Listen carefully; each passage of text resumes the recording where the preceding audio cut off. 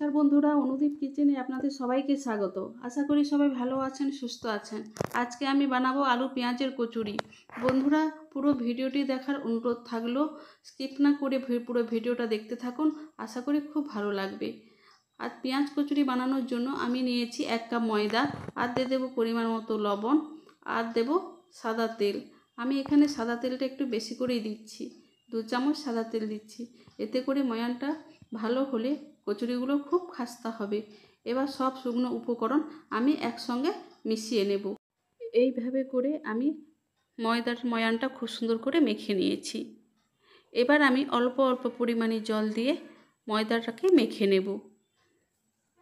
একসঙ্গে বেশি পরিমাণ জল দিলে প্রথমেই পাতলা হয়ে যেতে পারে, এই জন্য অল্প অল্প করে জল দিয়ে আমি ময়দাটা মেখে নিয়েছি। এইরকমভাবে মেখে নিয়েছি দেখুন।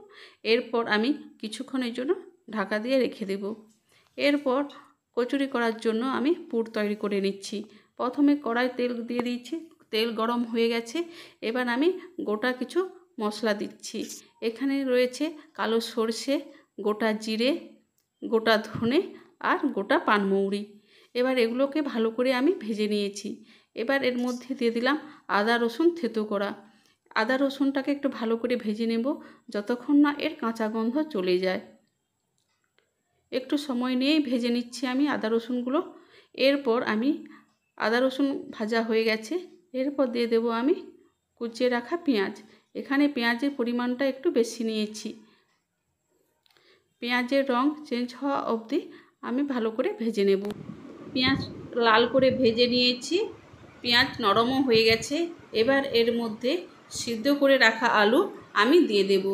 দিয়ে আলু আর সব মশলা একসঙ্গে ভালো করে কিছুক্ষণের জন্য আমি ভেজে নেব। আলু মশলা সব একসঙ্গে ভেজে নিয়েছি। এরপর দিয়ে দেবো এতে পরিমাণ মতো লবণ, আর দেব হলুদ গুঁড়ো, লঙ্কা গুঁড়ো, জিরে গুঁড়ো, আর দেব ধনে গুঁড়ো, আর চাট মশলা, আর দেব গরম মশলা গুঁড়ো। এবার একসঙ্গে সব মশলাগুলো দিয়ে মশলার সঙ্গে আলু একদম মসৃণ করে মাখিয়ে নেব।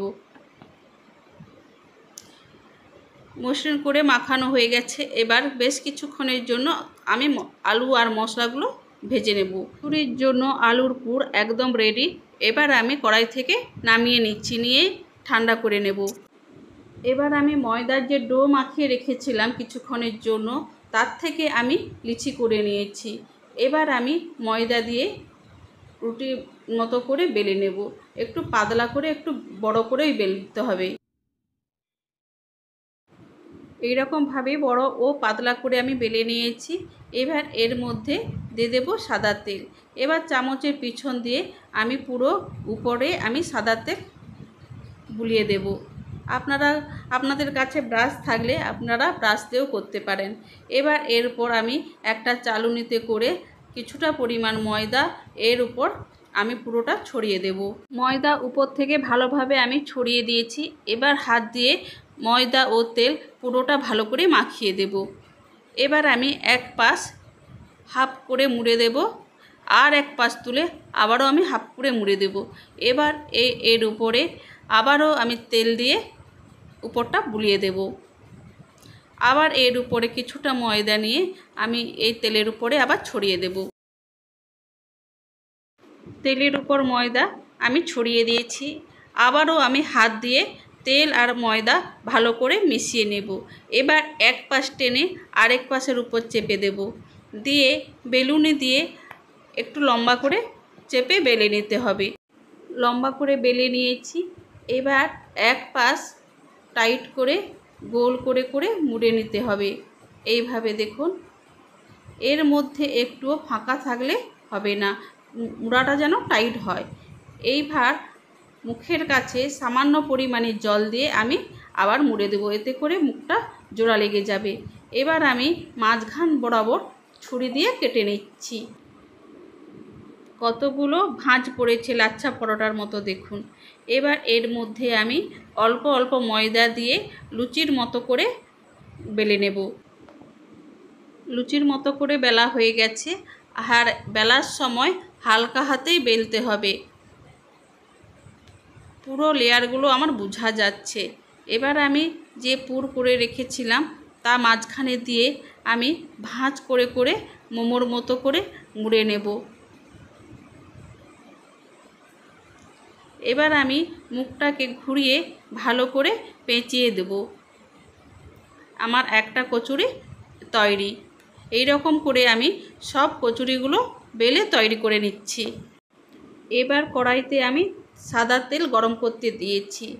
খুব তেল গরম হলে হবে না, জাস্ট একটুখানি গরম হবে। এই দেখুন দিয়েছি, জাস্ট হালকা হালকাভাবে তেলটা তেপেছে। এরবার আমি সব কচুরিগুলো এর মধ্যে দিয়ে দেব। দিয়ে কিছুক্ষণের জন্য একদম নাড়াচাড়া না করে আমি হতে দিচ্ছি। কচুরি দেওয়ার পরে গ্যাসকে মিডিয়াম ফ্লেমে আমি করে দিয়েছি। এবার আমি কচুরিগুলোকে এক পাশ করে উল্টে দেব। কচুরি ফুলতে শুরু করেছে। এরকম করে আমি সব কচুরিগুলো এক পাশ উল্টে দেব। দিয়ে আবারও আমি কিছুক্ষণের জন্য আমি হতে দেব। এইরকম করে মিডিয়াম ফ্লেমে রেখে গ্যাসকে আমি কচুরিগুলো ভেজে নেব। এতে করে কি হয়, ভেতর থেকেও খুব ভালোভাবে কচুরিগুলো ভাজা হয়ে যাবে। মিডিয়াম ফ্লেমে রেখে কচুরিগুলো আমি কিছুক্ষণের জন্য উল্টে পাল্টে লাল লাল করে ভেজে নিয়েছি। এইবার আমি কড়াই থেকে কচুরিগুলো তুলে নেব। বন্ধুরা, আমার রেসিপিগুলো যদি ভালো লেগে থাকে তাহলে লাইক, শেয়ার ও সাবস্ক্রাইব করে দেবেন। আমার পাশে থাকবেন। সবাই ভালো থাকবেন, সুস্থ থাকবেন। অসংখ্য অসংখ্য ধন্যবাদ।